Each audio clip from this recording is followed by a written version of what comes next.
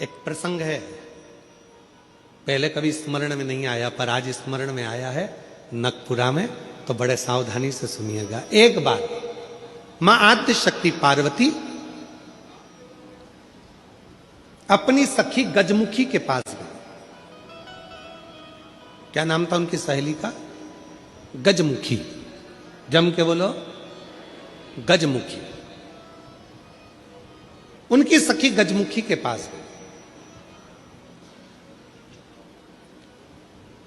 ध्यान देना थोड़ा सा।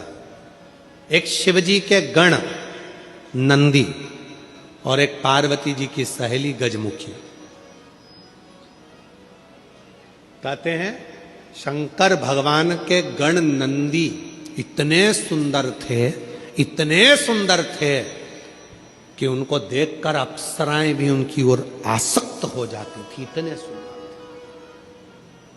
इतने सुंदर। तब बाबा देवादिदेव महादेव की आराधना में नंदी लग गए। शिवजी ने कहा वर मांगो तुमको क्या चाहिए, तो कहा कि मेरा मुख बदल दो, मुझे ये मनुष्य का चेहरा नहीं चाहिए। क्यों?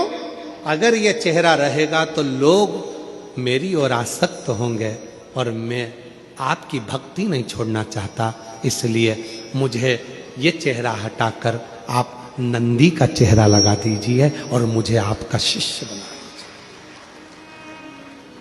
दूसरे नंबर पर है माता पार्वती जी की सहेली गजमुखी।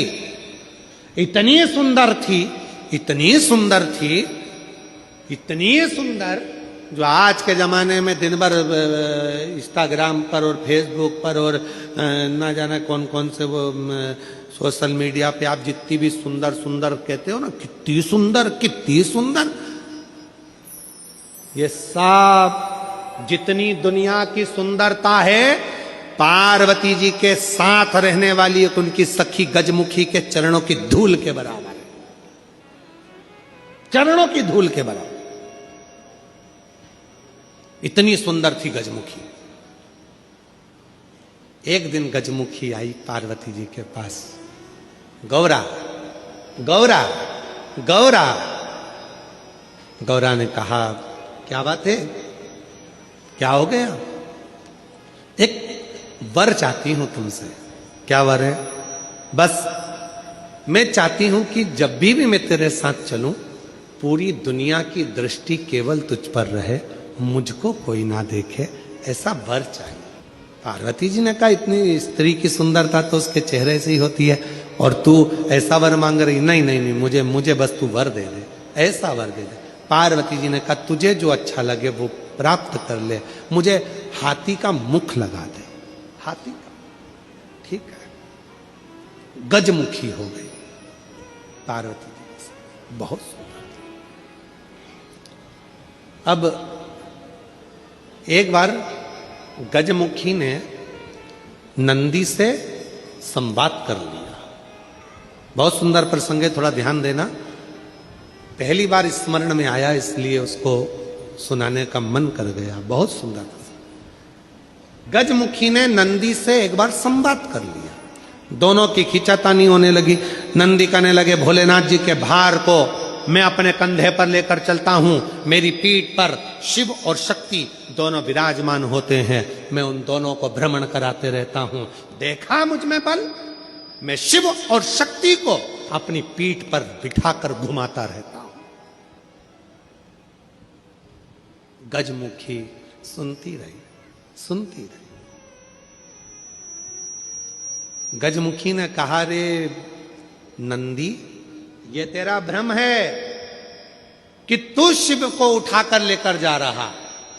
ये तेरा भ्रम है कि शंकर भगवान तेरी पीठ पर बैठकर जा रहे हैं। शंकर भगवान को लंका का राजा रावण भी ले जाना चाहता था, पर भगवान शंकर ने अपने अंगूठे को, मात्र पांव के अंगूठे के नख को इतना सा दबाया था और रावण ने पूरा बल लगा दिया था तो नहीं उठा पाया था। जरा सोच नंदी, वो तो शंकर भगवान की कृपा है तुझ पर, इसलिए शिव जब तुझ पर बैठते हैं हल्के हो जाते हैं, इसलिए तेरे साथ चले जाते हैं। पर नंदी मानने को तैयार नहीं। जब नंदी नहीं माना, तब गजमुखी ने कहा कि नंदी मेरी बात मान ले। नंदी कहते नहीं नहीं, अगर तुम कहती हो कि शिव हल्के हो जाते हैं भक्त के लिए, तो तुम ऐसा कुछ कर कर बता दो कि शंकर भगवान तुम्हारे कहने पर बैठ जाए। ठीक है, आज गजमुखी पार्वती जी की आज्ञा लेकर तब साधना में बैठ गई। शिव जी प्रसन्न हो गए। क्या बात है गजमुखी, क्या चाहती हो? इतने दिनों से तुम तप साधना कर रही हो पार्वती की, आज मेरी तप साधना? क्या हुआ? बोलो गजमुखी, क्या चाहती हो? गजमुखी ने एक बेलपत्र का पत्ता दिया और बाबा भोलेनाथ जी से कहा, बाबा मेरा निवेदन है, इस पत्ते को मैं हवा में उड़ाऊंगी, आप उस पत्ते पर क्या बैठ जाओगे? शंकर भगवान बोलने लगे, अकेला बैठूं या पार्वती को भी बैठाऊं? गजमुखी बोली, इतने से पत्ते पर पार्वती भी बैठ जाएगी? शिव जी बोले, पार्वती को बिठाऊं, साथ में गणेश जी को भी बिठाऊं कि रिद्धि सिद्धि को भी बिठाऊं? गजमुखी ने कहा, इतने से पत्ते पर गणेश रिद्धि सिद्धि बैठे। शिव जी बोले कि कार्तिकेय को भी बिठा लूं कि अशोक सुंदरी को भी बिठा लूं कि जया विशारा सामरी बारी दौतली देव सबको बिठा लूं? इतना बड़ा परिवार सब बैठ जाएगा? इतने में शिव जी बोले कि भगवान विष्णु और लक्ष्मी को भी बिठा लूं क्या? कहा विष्णु लक्ष्मी, तू कहे तो ब्रह्मा ब्रह्माणी को, ब्रह्मा ब्रह्माणी, इंद्र इंद्राणी, 33 कोटि देवता इस पत्ते पर बिठा देता हूं, बोल गजमुखी। गजमुखी मुस्कुराकर बोली, ये सब तो नहीं, केवल आप बैठ जाइए। गजमुखी ने शिव नाम लेकर पत्ते को शिवलिंग पर चढ़ाने के लिए बस थोड़ा सा उसको नीचे की ओर गिराया। उतनी देर में उस पत्ते के अधर पर मेरा शंकर आकर विराजमान हो गया। मेरा शिव उस पत्ते पर आकर विराजमान।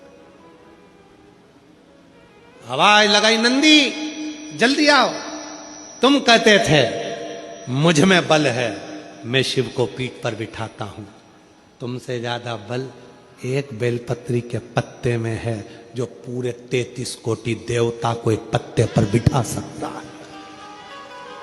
एक बेलपत्र के पत्र में वो बल होता है, एक बेलपत्र के पत्ते में वो बल होता है, पूरे ब्रह्मांड को वो अपने में समेटे रहता है।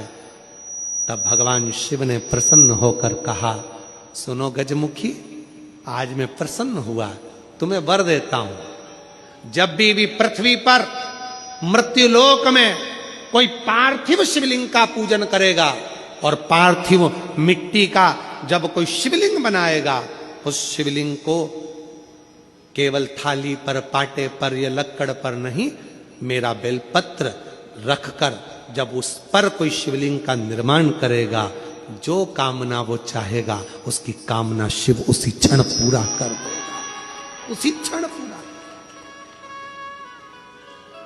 आप में से कितने लोग हैं जो पार्थिव लिंग का निर्माण करते हैं?